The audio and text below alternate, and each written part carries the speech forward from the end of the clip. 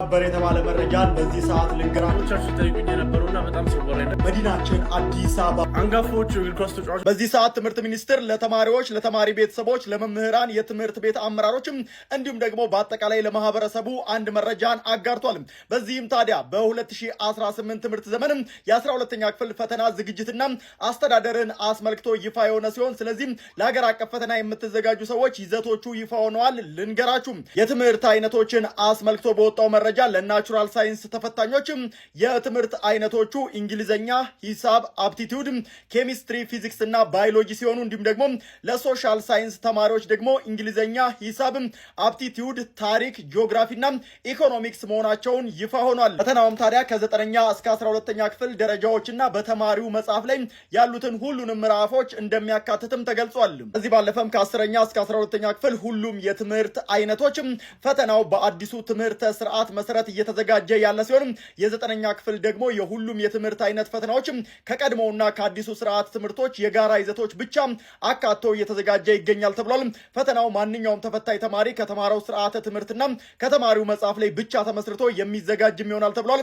የፈተናው አስተዳደር በበየነ መረብና በወረቀት ጎን ለጎን የሚሰጥ ሲሆን አብዛኛው ተፈታኝ በበየነ መረብ እንዲፈተን እየተሰራ ያለ በመሆኑ ተፈታኞች ራሳቸውን በበየነ መረብ ለመፈተን ሊያዘጋጁ እንደሚገባ የትምህርት ምዘናና ፈተናዎች አገልግሎት ኤጀንሲ መግለጹን ተመልክቻለሁ። የታራሚዎች ቁጥር በከፍተኛ ሁኔታ ሊቀነስ ነው ወይም ደግሞ እስር ቤት ውስጥ ያሉ ታሳሪዎች ሊቀነሱ ነው። ለነሱም አማራጭ ቅጣትን ለመተግበር እየታሰበ እንደሆነ ታውቋል። ይህን መተግበር የሚያስችል ረቂቅ አዋጅ በቅርቡ ለፓርላማ የሚቀርብ ይሆናል። እናም የፍትህ ሚኒስቴር በእስር የሚቆዩ ታራሚዎችም ከፍተኛ በሆነ መንገድ ለመቀነስ ያስችላል ያለውን የአማራጭ ቅጣት ስርዓትን ለመተግበር ረቂቅ አዋጅ ማዘጋጀቱን አስታውቋል። የአዋጅም ረቂቅ በቅርቡ ለተወካዮች ምክር ቤት ይቀርባልም ተብሏል። እናም ባለፈው ዓመት ከተደረገው የቁጥጥርና የክትትል ስራ መካከል በክፍተትነት የታየው ጉዳይ ከእናቶቻቸው ጋር በማረሚያ ቤት የሚቆዩ ህጻናትን የሚመለከተው አንዱ ነው ተብሏል። በማረሚያ ቤት ከእናቶቻቸው ጋር ያሉ ህጻናትን በሚመለከት በጣም ከፍተኛ ጥረት እየታየ ነው። በመንግስት ደረጃ በጀት አይመደብላቸውም፣ ግን ብዙ ህጻናት አሉ። እናም ለዚህ ጥያቄ መልስ የሆነው ከእናቶቻቸው ጋር ታስረው የሚገኙ ህጻናት ጉዳይ በጣም ቴክኒካል ነው ተብሏል። እናም የተነሳው ሀሳብ እንደ ቴካዌ በመውሰድ በሚመለከተው አካል ማጣራት እንደሚደረግበትም ታውቋል።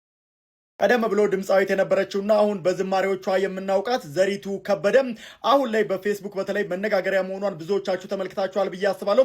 በመጽሐፏ ላይ ከብዙ ወንዶች ጋር እተኛ ነበር የሚል ነገርን ጽፋለች በሚል በማህበራዊ ሚዲያ ላይ ተሰራጭቶ ብዙዎችም መጽሐፏን ያነበቡም ያላነበቡም ሲቀባበሉ ተመልክተናል።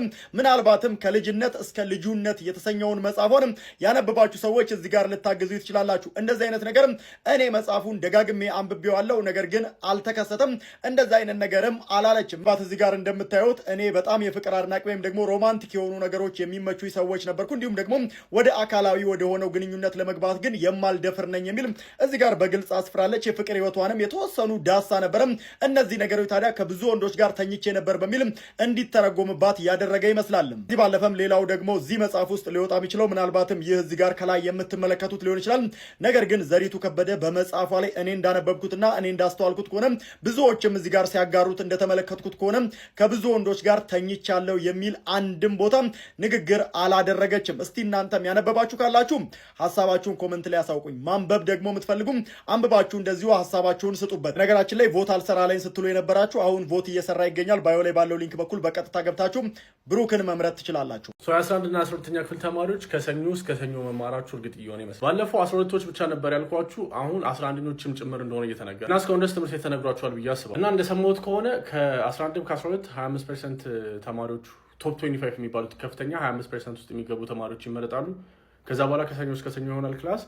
እሁድ አይ ቲንክ ግማሽ ቀን ነው። ከዛ በተጨማሪ ደግሞ በፈረቃ ይሆናል መሰለኝ። ሰኞ ሮብ አርብ ይሆንና ከማክሰኞና ሐሙስ ውጪ ያለውት ቀናቶች ማለት ነው ሰኞ ሮብ አርብ እና ቅዳሜ መሰለኝ ካልተሳሳትኩኝ የተለየ ሰዓት ነው የሚኖራቸው። ለምሳሌ 1 ሰዓት ጀምሮ 12 ሰዓት ነው የሚያልቀው። ብቻ እንደዚህ አይነት ነገር ከምን ጋር ተያይዞ እንደሆነ አልገባኝም። ያ ምክንያት እስካሁን ድረስ 11 እና 12ኛ ክፍል ተማሪዎች ይሄ ነገር ተነግሯቸዋል ብዬ አስባለሁ፣ እርግጠኛ ነኝ። ምክንያቱም ብዙ ተማሪዎች ይሄን ነገር በውስጥ መስመር ሲልኩልኝ ነበር። ከትምህርት ቤት ይለያል የሰማሁት ነገር። አንዳንዱ ጋር ቶፕ 25% ተመርጠው ነው 11ኛ ክፍልና 12ኛ ክፍል ሁለቱም ደረጃ ላይ ያሉ ተማሪዎች ይሄ ነገር የሚተገበር። ብዙ ጋር ተመሳሳይ ሆነው ወይም ደግሞ ሁሉም ጋር የማይለዋወጥ የሰማሁት ከሰኞ እስከ ሰኞ መማራችሁ እሁድ ግማሽ ቀን ነው የሚሆነው።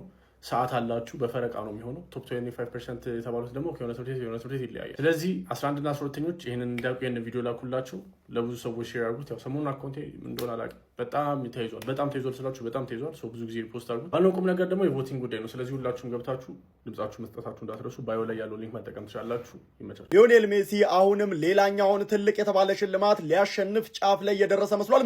በዚህ ሰዓት ላይ ዝርዝሮች ይፋ ሆነዋል። የአሜሪካ ሜጀር ሊግ ሶከር የ2025 ምርጥ ተጫዋቾች ዝርዝርና እጩዎች ይፋ የሆኑ ሲሆን በዚህም ታዲያ 5 ተጫዋቾች እጩ ሆኗል።